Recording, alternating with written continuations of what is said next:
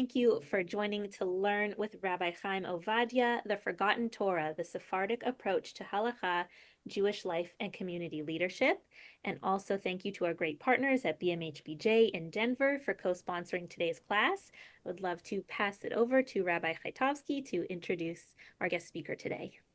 I appreciate that. Good morning, everybody. I just totally lost Rabbi Ovadia's biography. It's a considerably interesting biography. Hailing from Jerusalem, Rabbi Ovadia comes from a long line of rabbis, paitanim, poets, mystics, and experts in Jewish law. He has a wide variety of experiences writing, leading congregations, and is currently living on the East Coast in northern New Jersey in Bergen County.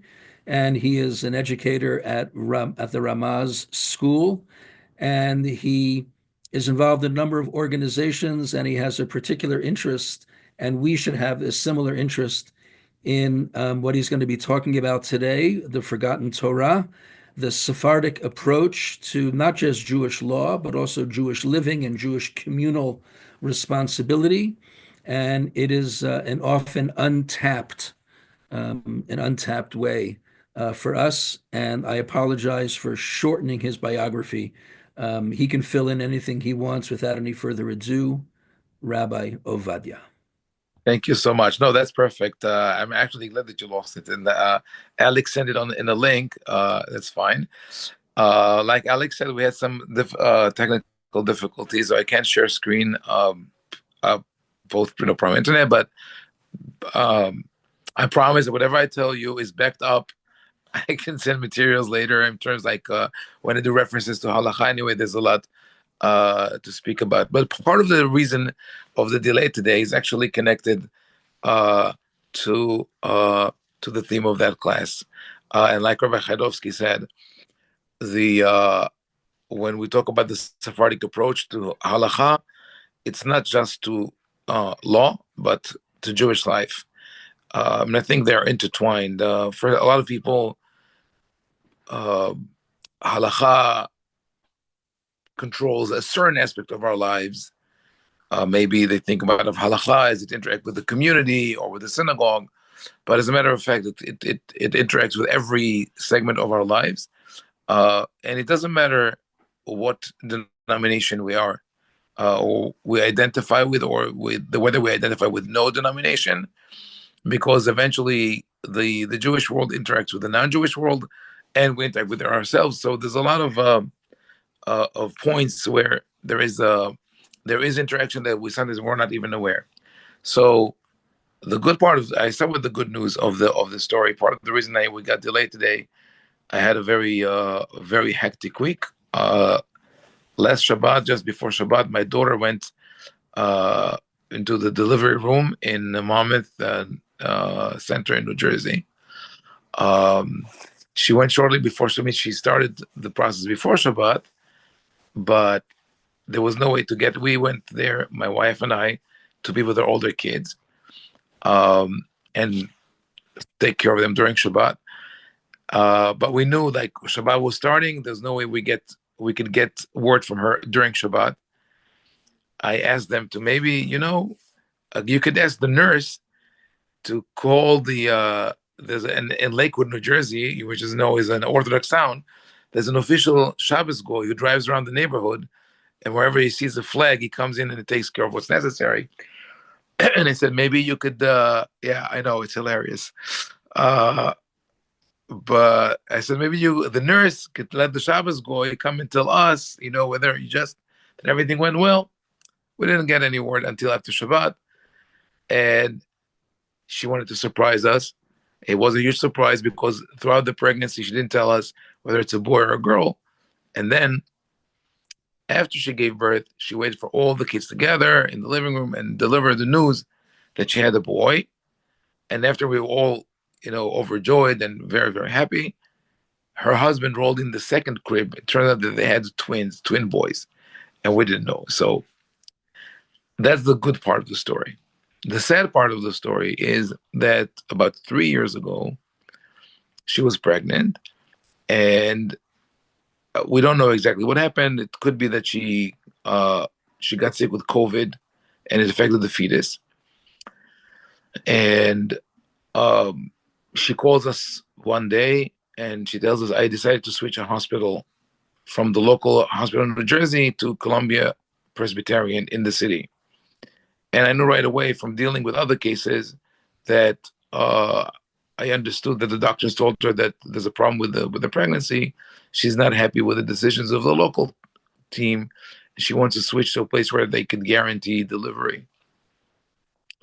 And because she's my daughter, and her husband is about teshuvah, so I know they would not. I can't get involved. I can't say anything. It's their decision. And eventually, they had the baby. I forgot exactly the term. It's a tetra something that has to do with the heart. That's the condition that was identified. And the Columbia Presbyterian team thought they could treat it, but after the C-section, they had to do it before time. The doctors realized that it's really hopeless. So after one procedure and 3 weeks in the NICU, they told her to let go, but she refused because now the baby's already delivered. And it went on for 8 months. She was driving to the city back and forth. You know how it is. It's an hour, like almost 2 hours from Lakewood. Tremendous mental, spiritual, emotional suffering.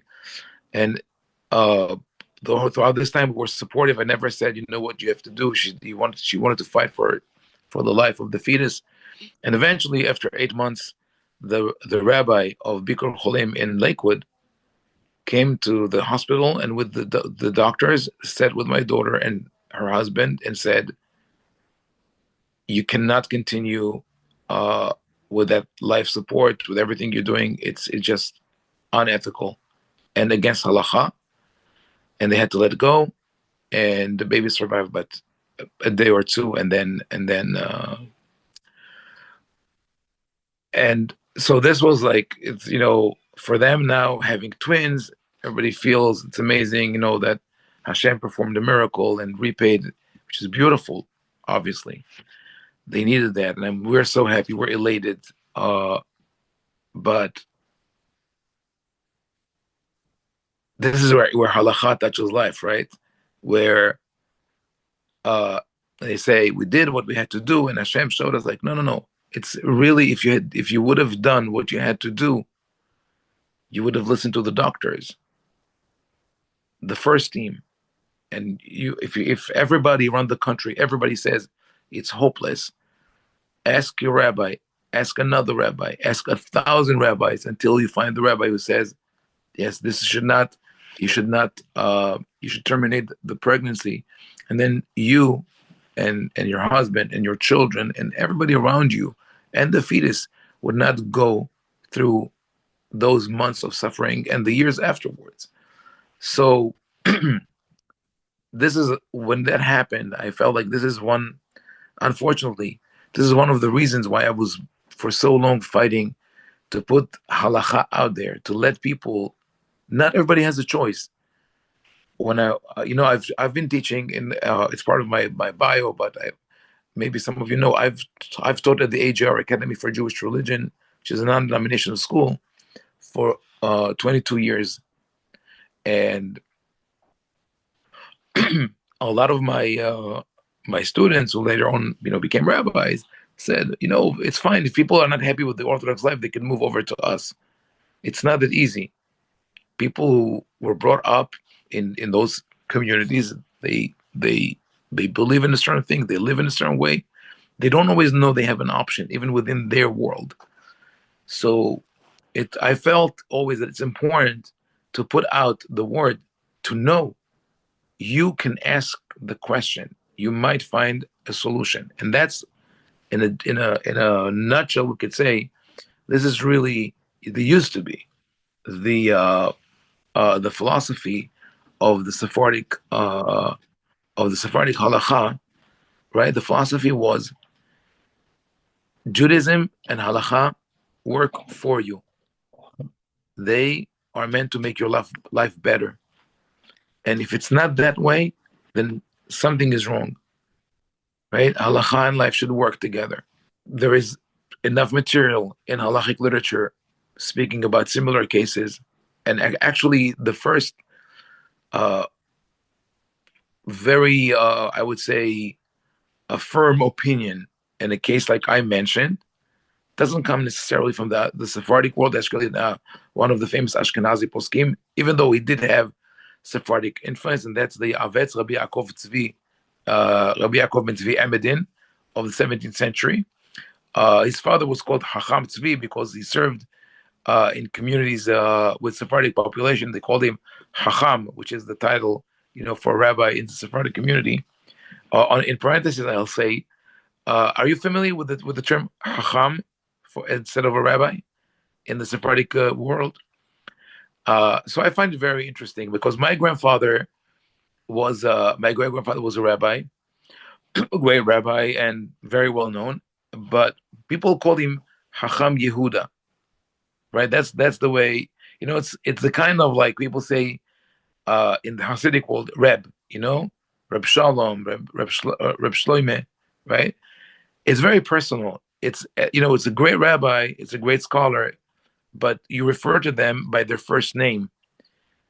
When the word Hacham, the sage, the knowledgeable. So I think it's beautiful.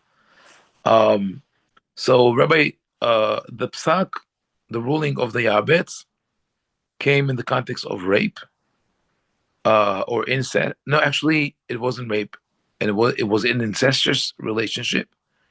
The woman was involved in adultery, and he said he could have put the blame on her, but he said if she came to ask about terminating the pregnancy, and he said for that baby to be born, the woman got involved in the relationship irresponsibly, but she regretted, and now if the baby will be born, she would always feel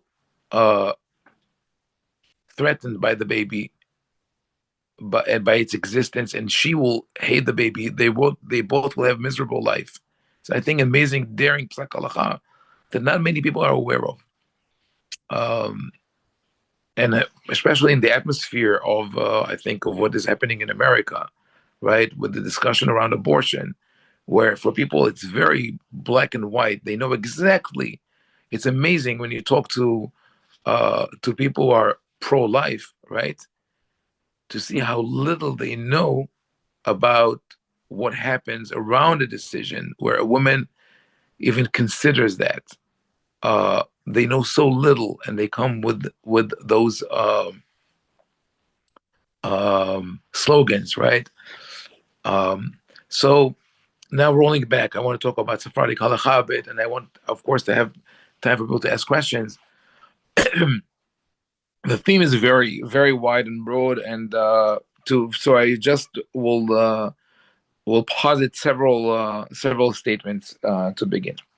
The split between the Sephardic and the Ashkenazi world, we could say, happened somewhere between the 7th and 10th centuries. And it had nothing to do with the nature of the people involved. Meaning, if you would have taken the rabbis who turned later on to be the leaders of the Sephardic world, and the leaders who turned out to be the rabbis of the Ashkenazi world, and switch places, and you put each one of them in another, in the other's cultural place, right? Then the Sephardic rabbis would have become the Ashkenazi rabbi, and the Ashkenazi rabbi would become the Sephardic rabbis, right? This is a classic example of context and deceit in life. Because of the place and culture of where the Sephardic culture were formed, and the place and the culture of where the Ashkenazi communities were formed, they developed a certain approach towards Judaism and halakha in general.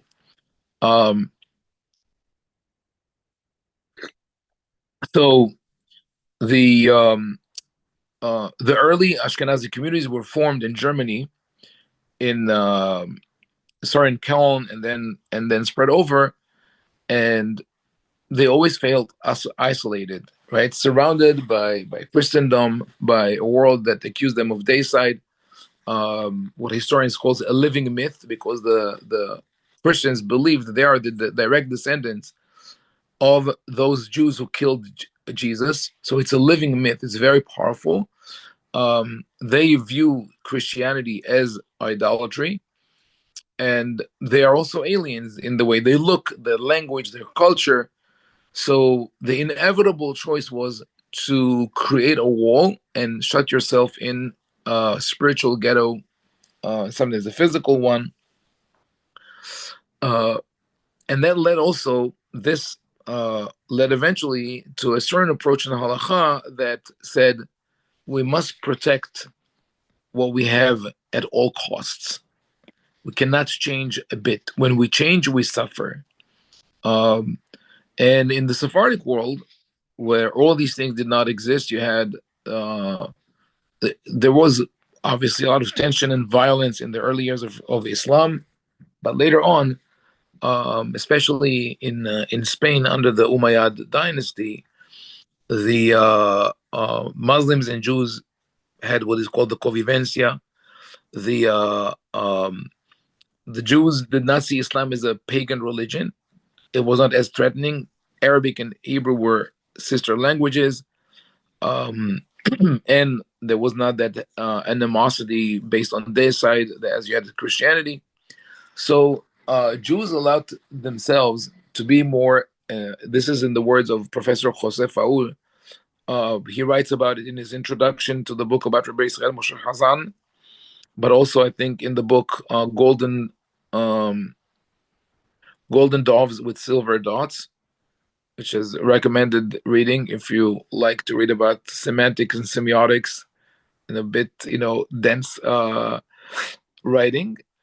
The Rabbi Faul, Professor Faul calls it the proactive approach. Says the approach of the Sephardic world was, if I'm going to be faced with what could be considered an alien or threatening civilization, I'm not going to shut myself within a walled city, but rather I'm going to go over to the other side, appropriate their weapons or their salient features, and make them mine. And in this way, we could have I could deal with whatever it has to offer. And the classic example of that is the Sephardic poetry of the Golden Age in Spain, which was if any of you ever, I'm sure you've read or you've heard about the great poets Rabbi Yehuda Levi, Rabbi Shlomo ben Gabirol, Rabbi Moshe ben Ezra, Rabbi Shmuel Nagid, and hundreds more.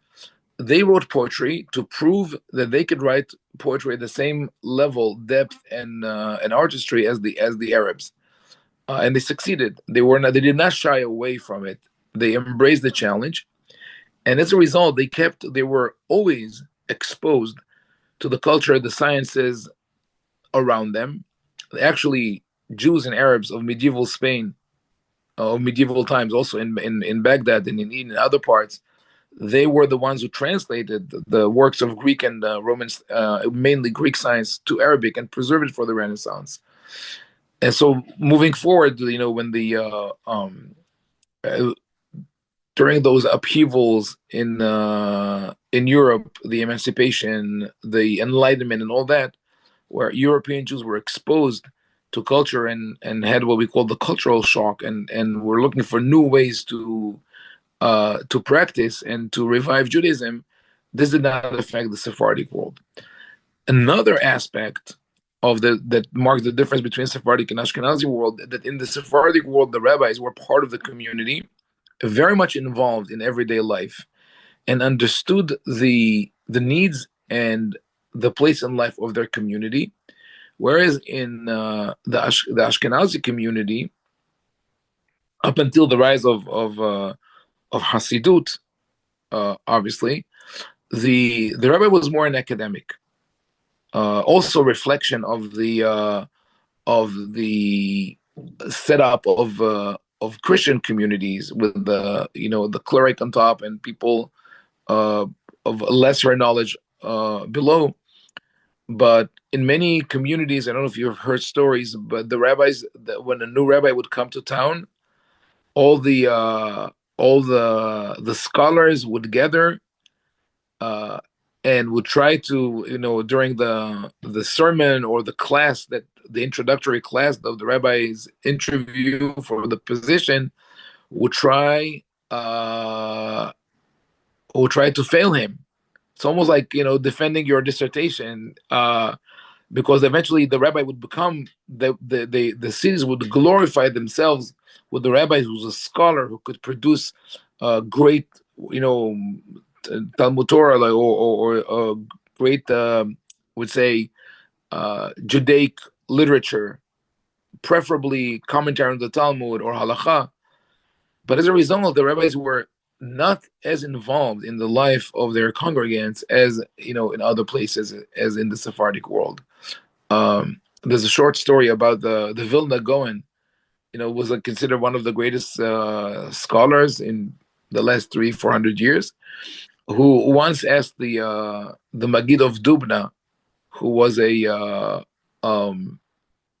preacher, who went, Rabbi Yaakov Kranz used to go around Europe and tell stories.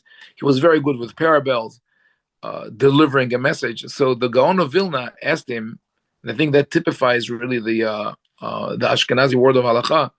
The Gaon of Vilna asked the Magid of Dubna, the preacher. He said, "Please, could you give me some musar? Could you give me some rebuke before the high holidays, so I could do tshuva?" And the Magid says, "Who am I to rebuke the Gaon? I'm nothing. Who am I?" And he says, "But if you don't do it, no one will do it. Please." He begged him to do it. And the Magid turned to him and says, "Eliyahu, what do you think? You think it's a big deal learning Torah and being a tzaddik when you're shut in your room with your windows and your shutters closed and you're in your own world? I dare you to be a tzaddik when you go out to the street." And according to legend, when the Rabbi Eliyahu of Vilna heard that, he started crying. So, because it really touched a very sensitive point. And we just think of this, if as we know today, if you look at the Orthodox world, modern Orthodox world, right, each subculture within Orthodox Judaism, right, and to extend even within the conservative world, I would say, we each one of these spheres has like sort of level of segregation, right, of how you live your Jewish life is one part, and the rabbis or the leaders of the community are not always involved and understand what happens to their congregants in their everyday life. To the extent, I'll give one more example. One of my colleagues in Maryland, who was a rabbi at AJRCA Torah. AJRCA is what people call a kiruv organization, right? They work with people from all walks of life. Wanted to join the local Va'ad, the board of rabbis in Washington D.C., which is an Orthodox organization, and they rejected his application. Why? He told me, and I was shocked, and he was shocked. They said, "You work too much with Baalei Batim, like with people of of different backgrounds, and you're biased towards them." Hearing that, I wanted to pull my hair. It's exactly what you have to do. You have to be biased towards your congregants. You have to see what are their problems, and you have to find solutions. And then, no. We interpret the law for the sake of the law, right? It's sort of the purist or the originalist approach to law. So now I'll go to the other side. The Sephardic approach to halakha was, we have to understand people and we have to find a solution for them. And I say as a sort of as a reservation on that, it doesn't mean that every Sephardic rabbi is like that and every Ashkenazi rabbi is the other way, right? It's generalization. The leading voices in Sephardic Halakha up until the mid 20th century, where there sort of has been an obliteration of it because of the merging of cultures and the rise of Rabbi Ovadia Yosef in Israel. There was a certain culture within the Sephardic world where the rabbis accommodated people, tried to find solutions, tried to look at the good things that they had to offer, very much like the Hasidut, but in Sephardic world it was consistent. Hasidut, unfortunately, started with that in mind, right? And still there are ways within the Hasidic world that where this is apparent, but very quickly became another subculture with dynasties and with the with rabbis and followers uh, who insist on in a certain way of a dress code, right, and halacha that everybody has to follow. So I want to give you some examples from the Sephardic world now that we're talking. First, I would like to share. I'll share later. I'll send to Alex, and she could share with all of you the an article I wrote about my grandfather. I call it my model seder. My seder, my Pesach with my grandfather. That was really a model that I lived by, and I only realized it after he passed away, and I had to do a seder with my father. My grandfather is my maternal grandfather. My father had a completely different approach. When we did the seder with my maternal grandfather, who was from a dynasty of rabbis and understood the halakha and life, it was always so easy, so welcoming. We felt so comfortable. There was never tension around the table. You know how people like take pills before the seder. You know, you take Xanax before and Xanax after. You know, there are 4 cups and 4 Xanaxes for a lot some people because of the trauma. There was never trauma at this table. We would ask. I remember asking Saba, how much matzah should I eat? He would say, as much as you want, or as little as you can. How much wine? Same thing. Do we need to wash the cups in between one cup and another? Don't worry, just refill them.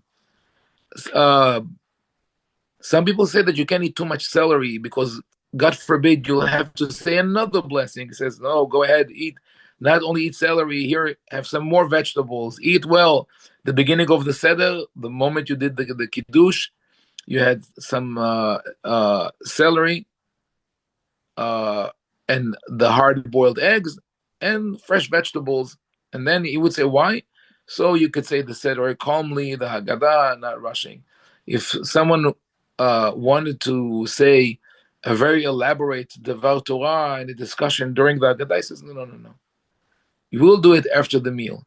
Let's first read the Haggadah, let everybody eat, then we have time. And we would sit later and enjoy.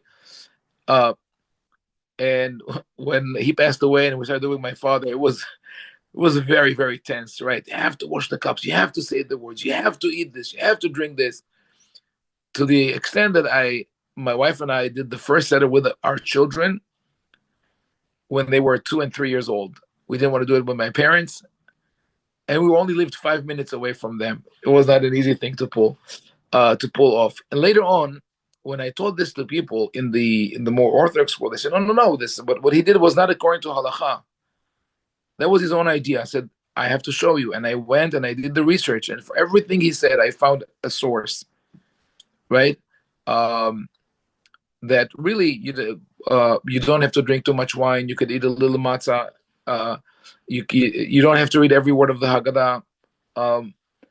And that's the difference between making the Torah and Jewish life and halakha palatable and enjoyable, and between making something that you dread.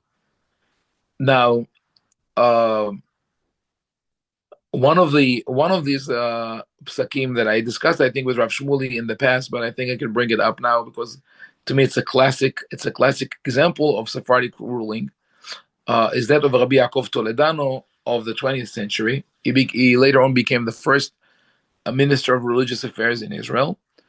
Rabbi Toledano received this question. It's in his responsive book called Hayam Hagadol. It's I think chapter 51. It's the first chapter of Yoreh De'ah. The question was asked. It was asked during the civil war in Spain. And after this example, I'm going to pause and see if people have questions. I see some text, and I'd love for you to get involved, to be engaged. during the civil war in Spain, Rabbi Toledano received a question from a man who was from Tangier, the cosmopolitan city, Moroccan Spanish, who lived in Spain and wanted to eat kosher food, but there was no way to get kosher meat there. So the man asked whether he could learn to slaughter chickens, so he could provide for his household. So Rabbi Toledano said, "I think it's possible, but and I'll have the local, when you are in Tangier, I'll have the local rabbi teach you how to do shechita, but I'll give you a teudah that says that you're only allowed to do shechita, to slaughter for your own household and for guests, after informing them that you did the shechita." So we put a lot of restrictions, still felt uncomfortable. So he consulted a friend of his, Rabbi Berdugo. He was in Morocco. Rabbi Berdugo answers and says, "This is simple. Oh, of course, yes." Right? And think about it carefully. What would have happened if this man in Spain, in similar conditions today, would have asked this question to an OU rabbi? Right? What would the answer be? I think most probably he said, now is a good time to become vegetarian, right? Forget about chicken. Well, who needs chicken, right? Just eat vegetables. They're good for you. So Rabbi Berdugo responds, and he says, "This is an easy question. Of course, this is allowed. It's easy." That's what he said. It's easy, like no question. He says, "I'll give you a better one." He says, and he quotes his father-in-law, Rabbi Yisachar Asaraf, who in 1880 was on his way to Israel, 1880, and he receives a question from Moroccan Jews who migrated to the Amazon basin. Do you know of the Jews of the Amazon? There are Amazonian Jews. Moroccan Jews came to the Amazon basin, started in the 1850s for the caoutchouc industry, the rubber industry, and many of them remain there. And those Jews, they live in a region called Para. Irony, it's called Para, but they couldn't get a kosher para to eat. They asked the rabbi, said, we have no shohet, right? We can't get kosher meat. What do we do? Now, Para is about, I think it's 1,000 miles from either Sao Paulo or Rio. And remember, this is 100 and almost 150 years ago. There's no way to ship kosher meat to them. And again, think of if a modern Orthodox rabbi would have been asked this question today, the answer would be, okay, either you don't eat meat, or you import the meat, or you import a shohet, or you move out of the place, right? None of these were an option for them. They didn't have the money. They moved there because of the economy, because they looked for a new income. Imagine traveling from North Africa to Brazil, right? To start in a new industry, you need to be desperate to do that. But what I think, after reading this teshuvah and meeting people, what was going on in the rabbi's mind when you received this question? What would have happened, right, if we follow down this path, right, of the strict, sort of what people think is strict orthodoxy, and saying there's no way that you could get kosher meat, so either don't eat it or leave or bring, right? What would have happened? Like, when you don't think of the immediate, that generation that asked the question, but you think down 2-3 generations, what would have happened? What would have happened would probably that at one point they would break down and eat meat that is not kosher. And then they would say, I'm not a kosher Jew anymore. And if I did that, I could do other things as well. Or I'm a sinner, so whatever I do is not worth it. And they would completely lose their Judaism. So the rabbi understood that, and he wrote back to them and he said, in a letter, he says, here are the basics of slaughtering, right? This is how you hold the knife. This says take anyone who's an observant person, and if he could even just say a couple of words from the tefillah, that's fine. He could be the shohet. He could be the slaughterer. And take another guy, another person who is more knowledgeable, is so knowledgeable that he could read the tefillah and some tehillim, right, some psalms, and he'll be the supervisor. And then you could do shita for yourselves and enjoy the meat. And if you have any questions, don't eat it. But otherwise, you could eat the meat. So I thought this is like really groundbreaking teshuvah. And but there are many such teshuvot across the spectrum of Sephardic Halakha. For example, when rabbis would say, in a case, Rabbi Misas says, in the case of a woman who refused to cover her hair in the 1940s in Morocco, the husband wanted to stay with her. The parents got involved, says you have to get divorced. And the rabbi said, what do you want from her? Modern times, women don't cover their hair anymore. They used to do it in the past because this was the consensus. They thought it was the modest thing to do. It's not anymore. People don't consider it to be a thing of modesty. Like obviously a long responsa, but the more important than the process of how eventually he got to the answer is his methodology, is his the guiding principle, which was at the very beginning. He said, I want to bring peace to the family, both in the interactions between husband, wife-in-law, but also internal peace. I want them to feel comfortable about what they're doing. And that, I think, is amazing. It's like one of the principles, guiding principles in Sephardic Halakha, is we don't want to get to the point where people feel that they are sinners, they're doing something wrong, or that someone made a shortcut for them or a loophole for them. No, this is halakha, you could do it, it's fine. Because then you keep them connected. And it could be a trivial thing for some, like where am I going to build my sukkah, or where am I going to place my my Hanukkah candles. But it could also be things that define one's identity, like a woman who doesn't cover her hair. Does she consider herself religious or not? People who cannot eat kosher meat, or like in the case of my daughter, not knowing that they could spare themselves that pain and the fetus. So I wanted to open. I don't know, Alex. Are we going to go full hour, or are we going to finish on time? Because I don't know how the. It's up to you. I don't want to keep you if you have. No, I could do it. I'm fine. Now Okay. that I start, yeah. Yeah, if you Okay. have time, we can take a couple questions and go a little bit over. Perfect. So, yeah. So I'll just add one more short story because there's so much to talk about this, and then I would like to open for questions. So,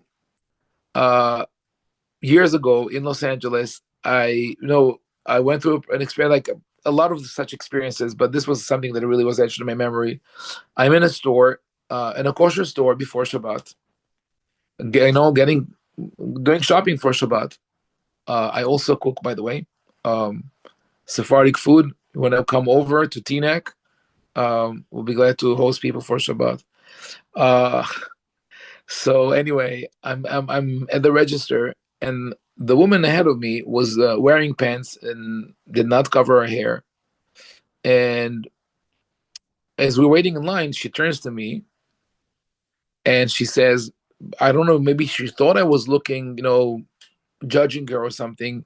And she says, Al tireh oti kacha, ani datiya. Like, don't judge me by how I look. I'm an observant person.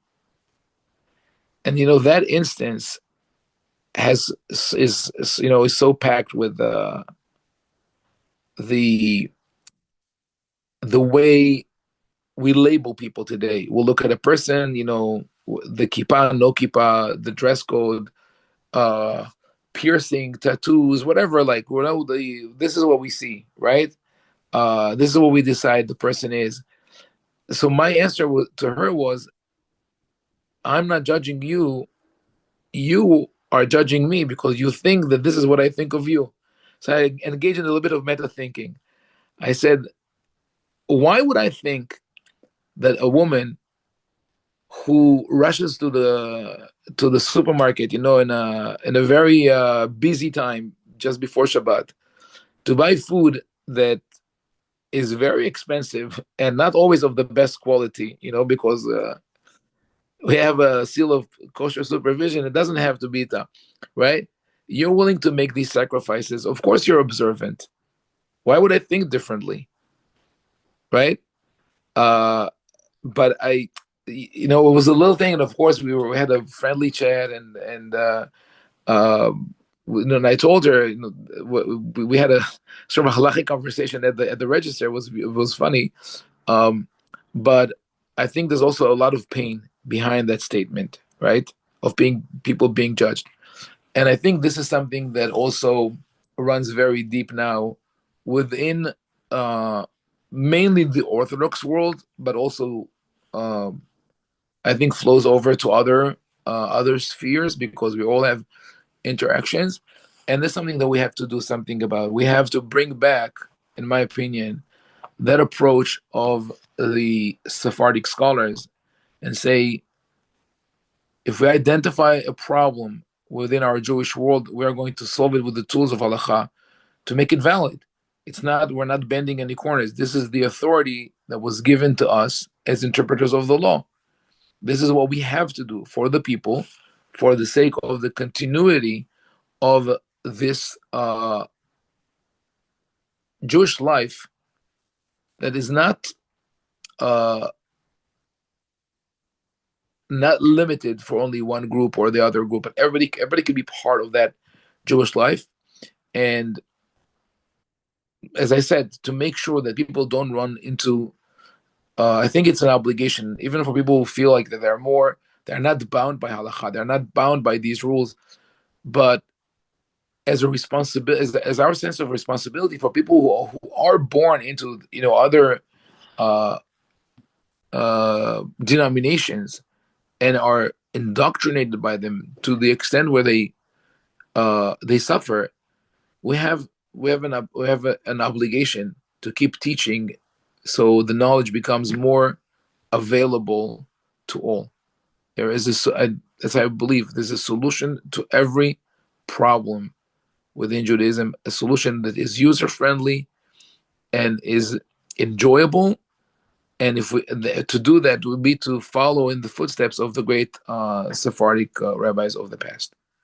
So I spoke enough. I'll open for questions. Yes, sorry. Oh, thank you so much. It's so interesting. And yes, we'd love to open it up to questions. If anyone would like to ask a question, please feel free to raise your hands and we can call on people to unmute, and you can write things in the chat as well. Hi, Emily.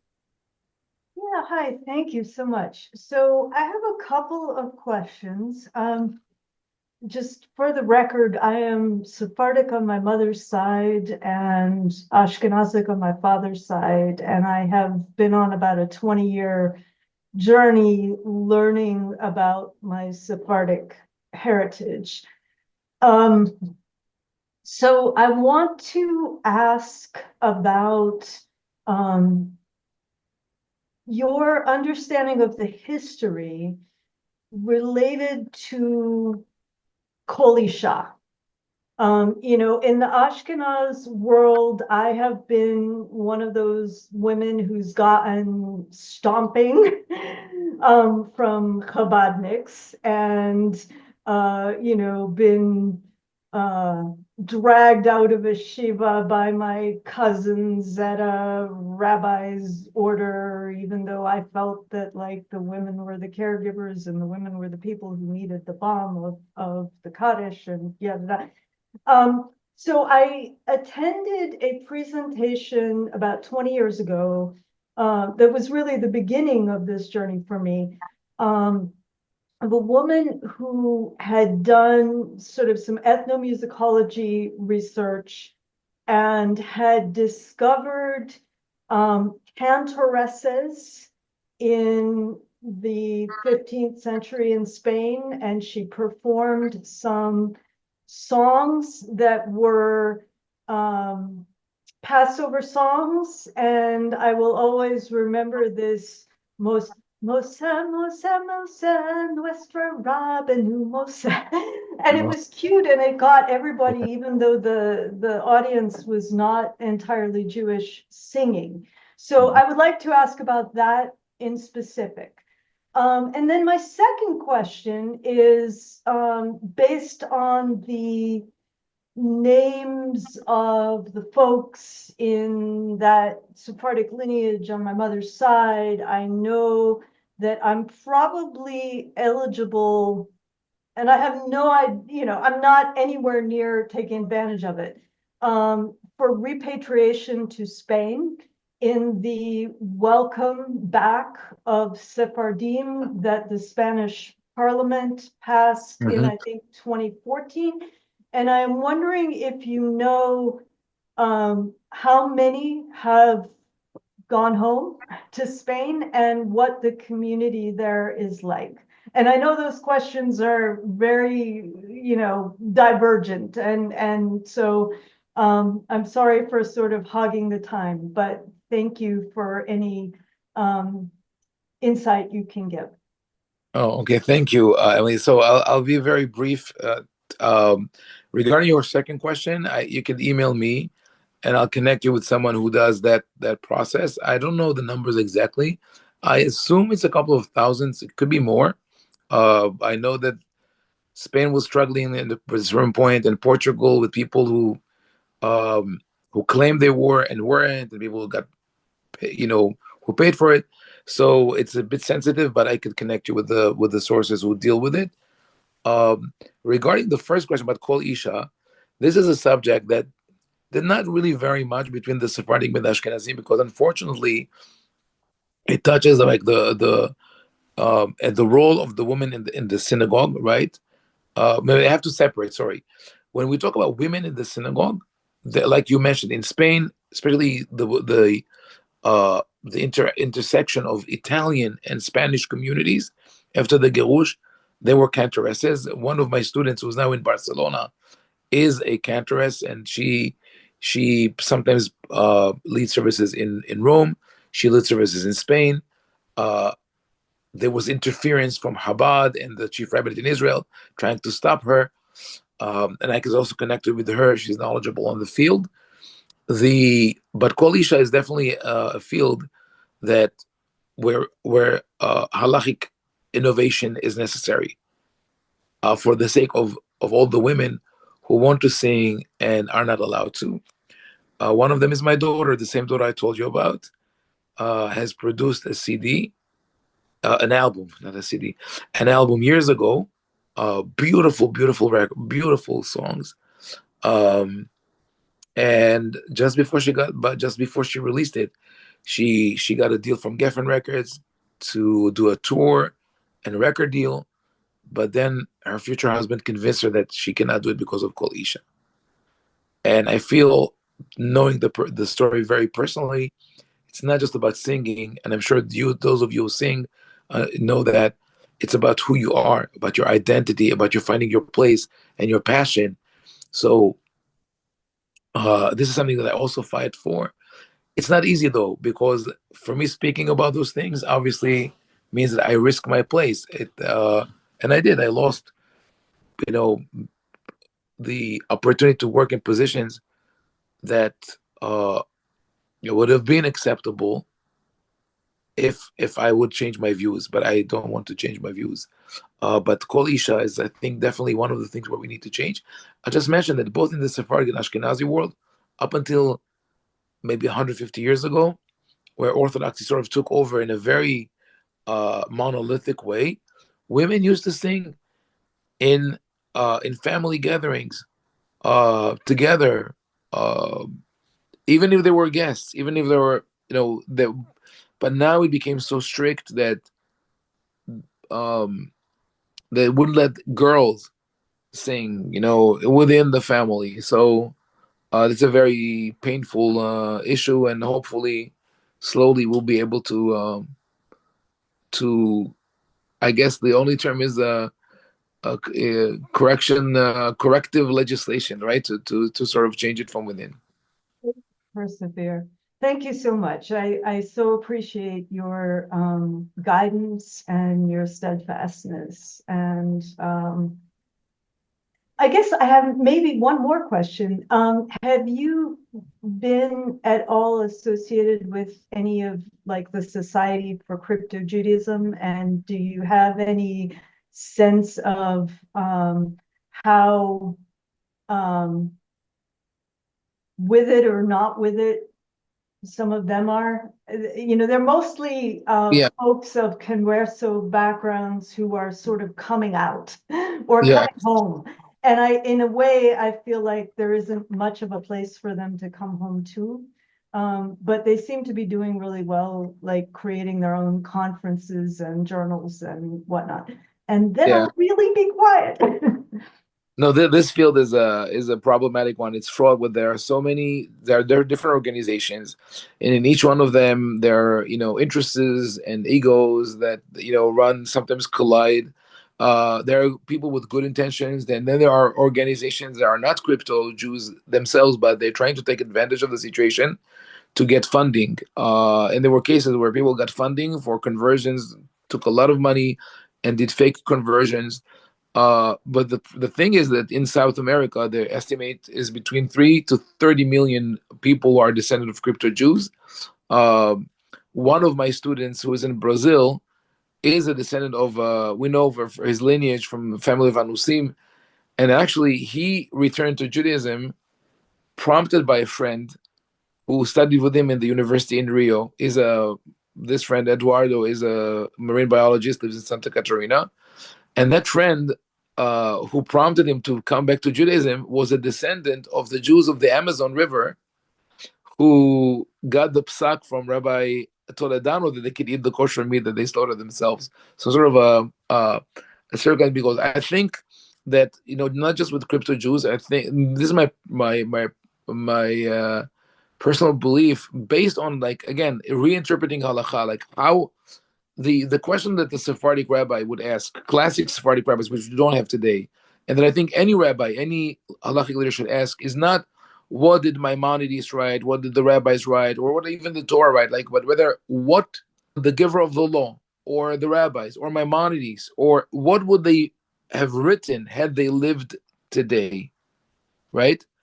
I think I wrote somewhere, like, sort of a scenario. What would have happened if the rabbis of the past would come back to life and meet like Maimonides comes and meets today's leaders, right?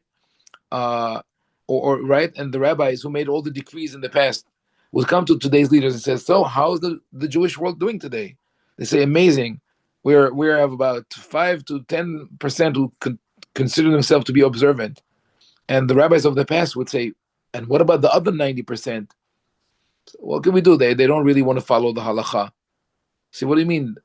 Which halakha? He says, we were fighting for your decrees, for your regulations, for your minhagim, for your customs. And the rabbis of the past say, are you crazy? Are you out of your mind? We made those decrees, regulations, customs, whatever it was, in order to keep people in. And if it didn't work, you had to accommodate. You have to find a way to keep people in. Right? You're not doing the right thing.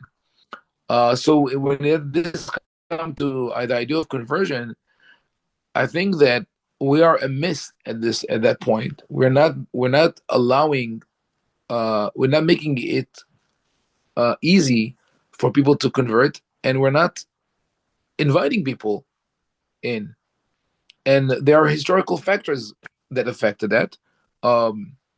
Because at a certain point we were forbidden to do it, and we were persecuted if we did that. But in today's world, I think that, from my experiences, I did my master's in an American university, and I see what happens there in terms of Judaism. If you inquire about Judaism in the university, they ask you, "Are you Jewish?" If you're Jewish, yeah, you could go to Chabad or Hillel or one of the organizations. If you're not, they will send you to the Christian organizations. Why are we doing that? If we believe that Judaism is good and that it has value, we should go and teach people. And maybe we'll get, at that age of, college age, where people are so much searching for meaning in life, they will say, I would like to consider Judaism. We will become more diverse, more open-minded, and more integrated also with the American society. So in a way, I'm proposing to do what the Sephardic rabbis did 1,000 years ago, but maybe in a bit more aggressive way even. So that would, and so doesn't matter if you're a crypto Jew or not. We should extend this opportunity to everyone. Rabbi, yes. Oh, well, okay. I just, because we're just about to wrap up, I'm sure. The good news really is that there are many Ashkenazi rabbis today who have been very influenced by this Sephardic approach to psak. When I Right. was a rabbinical student in Israel, one of my teachers said that the difference between halakha and psak halakha, what you see in a book, and a decision being rendered to a specific question, is the person standing in front of you.